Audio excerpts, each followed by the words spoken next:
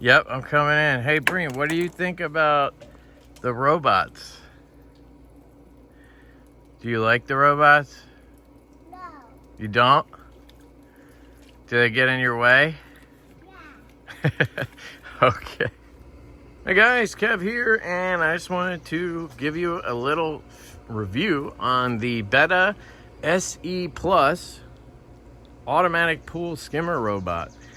This thing is awesome. It's probably my favorite that I've tried. It has a combination of great features and simplicity and price that all just kind of come together to be the best one, in my humble opinion. I've tried the Smonet SR5 and I've tried the Aper Surfer S1 as well, and then the Betta SE Plus. Now I do want to emphasize that they sent me the Betta SE Plus. I reached out to them, they did not reach out to me. I got the Smonet and then I decided I wanted to try some more, but obviously I didn't want to spend $350, $400 over and over on these things. So I reached out to companies to see if they would send me any for review. I always give 100% honest reviews, but the fact that they sent it to me does come into consideration because my money was not on the line. You need to take that into consideration when you watch the review and decide what that means to you. If you've been watching my channel long enough, you'll know it shouldn't really affect anything, but I always like to mention it because I feel like that is fair, right? You should know how this got to me. They sent it. All right. Let me grab it and we'll do an overview of it. I think I did some stuff a while ago when I got it. I've had it for about a month, and I love this thing. So yeah, let me grab it and let's talk about it. Here is the Betta SE Plus automatic pool skimmer robot. It's a lot of words. Now this is a solar charging device, so it will run and charge at the same time, which is awesome. You can charge it separately. There's a charging port inside here. I'll show you in a second, but I've only had to do that one time, and that was when I got it out of the box. I had to fully charge it before I dropped it in the pool.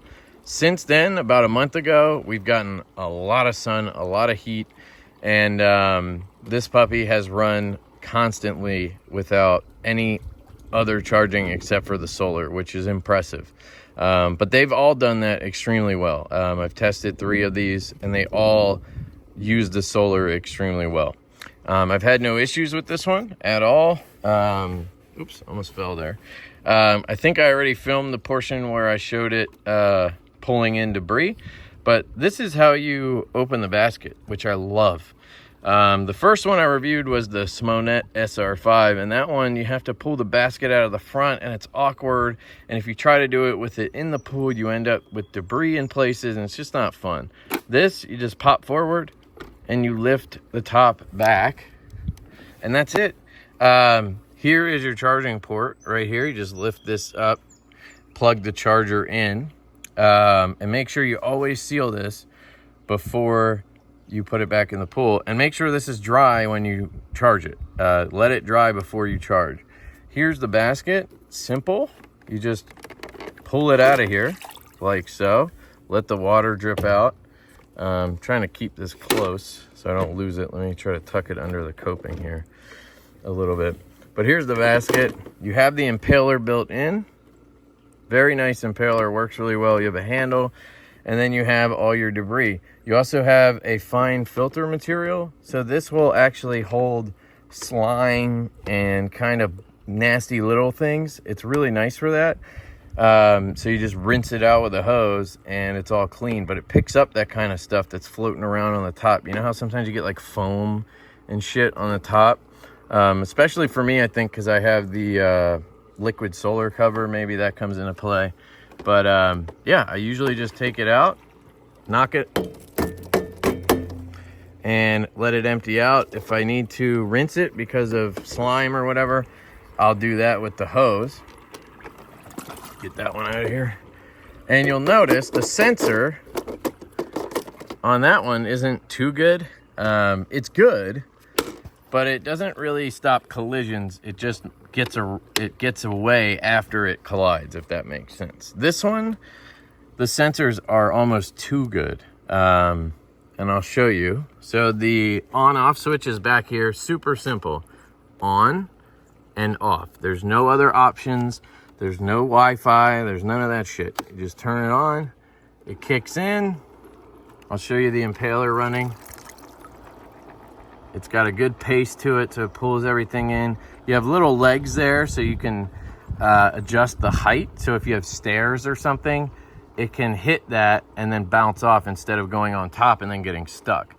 I have had it get stuck under the coping, but it just depends on my water level. Right now it's high enough that it can't. And I've gotten it stuck on the stairs, but it eventually gets out of that. Sometimes it takes a little while, but it does eventually get out of that situation. The coping, I had to pull it out the one time. Other than that, it was able to back itself out. So if you have your water level at a good level, or you have an in-ground pool, that's not gonna be a problem anyway. But let's check out this sensor, watch this. So it'll come at me, hopefully. My hand is already directing it elsewhere. Look at that. That is a distance away, but it has amazing sensors. Where that one, it'll bump into it and then it'll go, okay, let me get out of here, right? Which works. It works just fine. Honestly, if I had to choose, I'd probably choose this option, because when you have debris in the pool that's big enough, sometimes it'll actually avoid the debris because it thinks it's like a person or something. But you can see my hand is pushing this thing backwards. So if you want full collision avoidance, this is the one to go for sure. But it works excellent. I've had no issues with it. I love this thing. My kid really likes this one for some reason. Probably because it's easy to turn on and off. She loves messing with that. She's flipped it over. She's pulled it underwater. She's done all types of stuff, and it survived everything. But you see there, it just did a full 180 to get out of that situation where it was going to hit the coping. So I'm really impressed with it. It also has a remote. I'm not sure if I've showed that yet. I'll grab it. It is terrible, but we can talk about it. Here's the remote. The reason I don't like it is it's just kind of difficult to use. So I'll turn left here, left, right, down, up. And this, I think, is how you can go back to automatic mode, or you can just not use this for a minute and then it'll switch back to automatic. But you'll see right now it's doing its own thing. I'm gonna make it turn left. So I have to hold this down. Hold, hold, hold, hold. And this is what I'm talking about. It just like doesn't want to work sometimes, or it's really slow to work. Let me try it again. Now let me hit forward.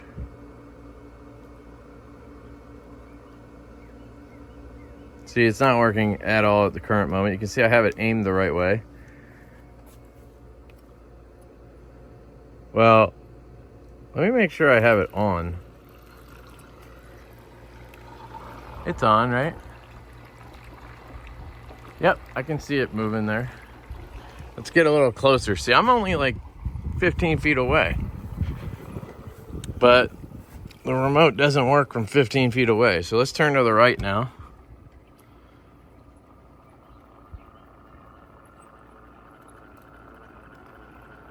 All right, that took what? It's been like 10 seconds. And the way you can tell the remote is working is this light will shine green solid. If you go back to automatic mode, it'll blink. I don't know if you can see it, but now it's blinking green. So that means automatic mode. As soon as I use the remote, it switches to a solid green, like that. Hopefully you can see that. But it just doesn't work. I'm holding the right turn button. It's not doing anything. Sometimes it works, sometimes it doesn't. There you go, it's finally turning to the right. Let's see if we can get it to move forward.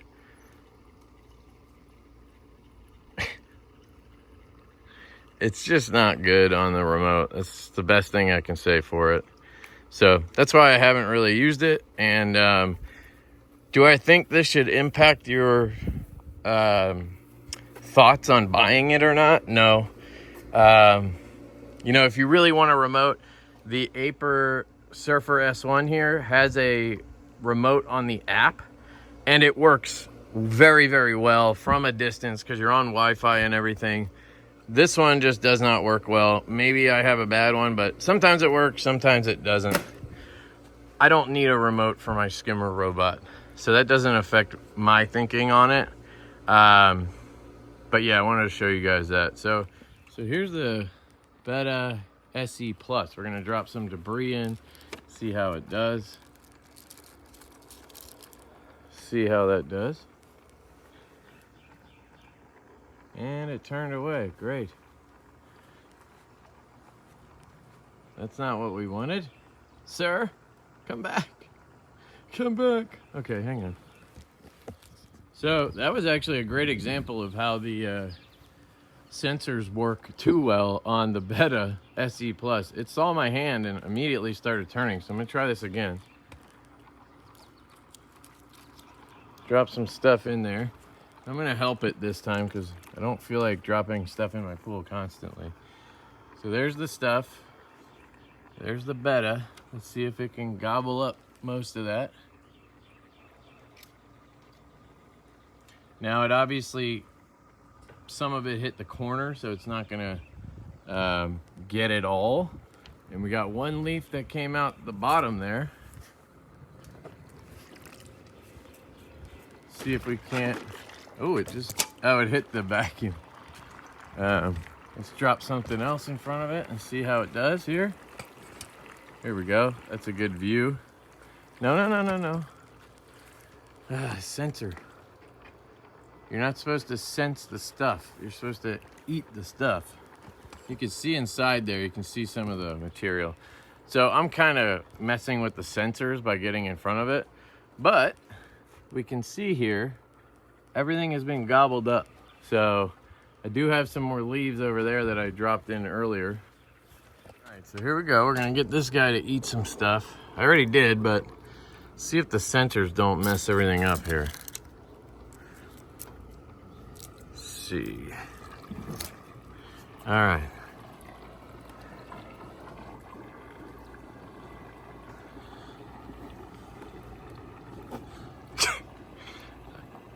I didn't want that to get lost in the water. You can see it picked it all up, except for that one piece right there. Where'd it go? There you go. Left that one piece, but somebody else will get it, the vacuum or the other skimmers. But yeah, they work really well. I mean, you just gotta let them work, you know. Sorry, it's kind of hard to throw debris in front of it because the sensor's so good. I'd have to get behind it. I just don't have a good angle right now, but you get the idea. It works very well. That's pretty much it, guys. It does a great job cleaning up the pool. It stays charged nice and long. It has a great sensor. It's simple. I don't have to worry about Wi-Fi or apps or anything. It has an easy to open and easy to remove basket. It has a good impaler. To me, it's the best option out of the three I've tried. But the Surfer S1 is very close behind. If you just prefer more features, then that's the one, right?